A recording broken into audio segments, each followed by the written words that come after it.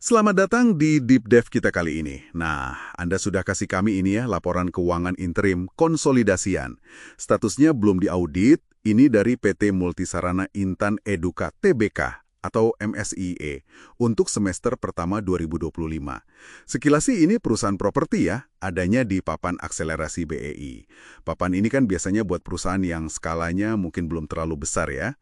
Misi kita hari ini ya seperti biasa, bongkar aja apa sih cerita di balik angka-angka ini, gimana kondisi finansial MSIE ini sebenarnya.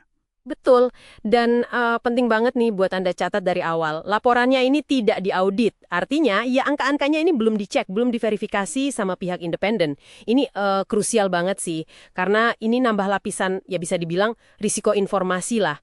Jadi anggap aja ini kayak draft kasar gitu ya, belum final. Oke, tidak diaudit. Catat ya. Yuk kita langsung bedah aja kalau gitu. Yang pertama, langsung kelihatan banget ini kinerjanya tahun lalu, periode sama, semester 1 2024, MSI ini masih untung loh. 133,1 juta. Kecil sih, tapi untung. Nah, sekarang di semester 1 2025 ini, wah, jungkir balik. Malah rugi bersih 466,1 juta. Padahal, pendapatannya naik tipis loh, 6%. Kok bisa jadi rugi gini ya? Iya, betul. Pembalikannya drastis banget. Nah, akar masalahnya itu jelas ada di biaya. Beban pokok penjualan mereka, ini isinya ya termasuk biaya terkait properti dan gaji juga, itu melonjak 21%. Terus beban umum dan administrasinya juga bengkak 18,5%. Kenaikan biaya ini, ya ampun, jauh banget di atas kenaikan pendapatan yang cuma 6% tadi. Jadi ya, laba kotornya habis terkikis, malah jadi rugi kan? Ditambah lagi nih, pendapatan keuangan mereka itu anjlok parah 99,5%. Kenapa? Ya karena saldo kas mereka nyaris kering. Intinya sih struktur biaya mereka sekarang ini ya secara fundamental bikin bisnisnya jadi nggak untung. Nggak untung dan kasnya kering ya. Wah, ini kedengarannya mulai serius nih. Tapi, di neraca ada yang agak aneh nggak sih? Aset lancarnya memang turun jauh ya, 44,5%. Terutama gara-gara kas dan setara kas anjlok 58,7%. Cuma dalam 6 bulan loh, dari IDR 5,4 triliun, tinggal IDR 2,2 triliun. Itu kan gede banget hilangnya. Tapi anehnya, rasio lancar mereka malah dibilang membaik, jadi 1,62 kali. Gimana ceritanya kas hilang banyak tapi rasio lancar malah naik? Nah, ini dia. Ini bagian yang sering agak menyesatkan kalau kita nggak teliti.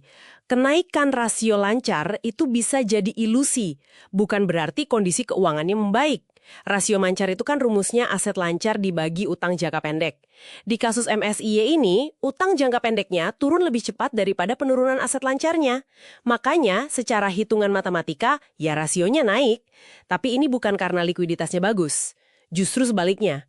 Aset yang paling cair, paling liquid, yaitu kas, malah terkuras habis. Jadi ya, gambarannya kayak dompet Anda makin tipis, tapi tagihan kartu kredit lunas lebih cepat. Rasio utang membaik, tapi uang tunai nggak ada. Gitu kira-kira. Oke, paham. Jadi ilusi optik ya. Terus kalau gitu, kas yang hilang IDR 3 triliun lebih itu larinya kemana dong? Kan bukan buat operasional ya, tadi katanya rugi operasinya. Tepat sekali. Nah, disinilah bagian yang agak misterius. Laporan arus kas itu nunjukin ada pengeluaran gede. IDR 3,5 triliun. Tujuannya untuk pembayaran untuk perolehan aset keuangan. Aset keuangan. Maksudnya kayak saham atau obligasi gitu? Bisa jadi ya semacam itu. Masalahnya, aset keuangan spesifik yang dibeli ini, itu nggak dijelasin secara gamblang di neraca akhir periode. Nggak teridentifikasi jelas. Jadi bayangkan, di saat perusahaan lagi rugi dari bisnis utamanya, mereka malah bakar sebagian besar kasnya buat beli investasi yang nggak jelas detailnya apa. Ini kan strategi yang agresif banget ya, dan dananya dari mana? Dari bakar cadangan kas, bukan dari untung operasi atau dapat pendanaan baru. Agak nekat sih kelihatannya. Wow, investasi misterius 3,5 triliun di tengah rugi dan bakar kas ya. Dan kalau kita gali lagi, kayaknya ada resiko lain yang lebih mendasar ya. Soal pelanggan mereka ini. Bener sekali, ini mungkin resiko yang paling fundamental. Dan terus terang, cukup bikin kaget juga. Jadi 100% pendapatan MSIY itu datangnya hanya dari satu pelanggan saja. Namanya Yayasan Intan Eduka. 100%? Cuma satu? Iya, 100%. Seluruh model bisnis mereka, kelangsungan hidupnya itu bergantung penuh sama satu entitas ini. Total banget ketergantungannya. Waduh, itu kan ekstrim banget ya. Kalau begitu terikat sama satu pihak, implikasinya apa dong? Pasti besar ya. Besar sekali. Apalagi hubungan ini ternyata lebih dalam lagi. Yayasan Intan Eduka ini ternyata juga jadi penjamin fasilitas kredit bank buat anak usahanya MSIE. Jadi kayak lingkaran gitu ya. Ini menciptakan hubungan yang sangat terikat. Dan otomatis muncul pertanyaan serius soal tata kelola perusahaannya. Misalnya, apakah transaksi antara MSIE dan yayasan ini beneran wajar? Nggak ada konflik kepentingan? Terus gimana sebenarnya hubungan kepemilikan antara MSIE sama yayasan ini? Nggak dijelasin detailnya. Ini kan konsentrasi resikonya luar biasa tinggi.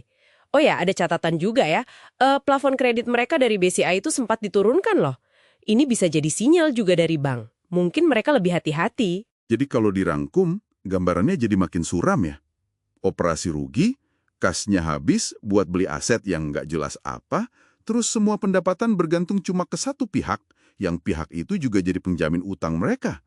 Dan jangan lupa ya, semua ini dari laporan yang statusnya belum diaudit. Persis, status tidak diaudit ini jadi kayak kaca pembesar buat semua risiko yang tadi kita bahas.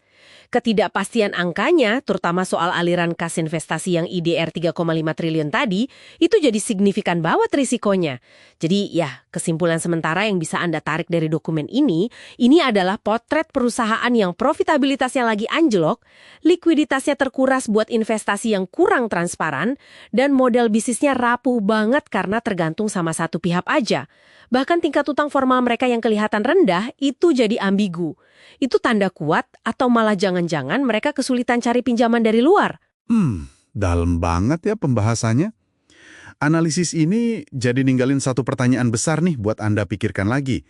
Kalau kita lihat struktur bisnis yang terkonsentrasi banget ke satu pihak tadi, terus ada aliran dana jumbo ke investasi yang nggak jelas juntrungannya, kira-kira apa ya motivasi strategi sebenarnya di balik semua keputusan ini?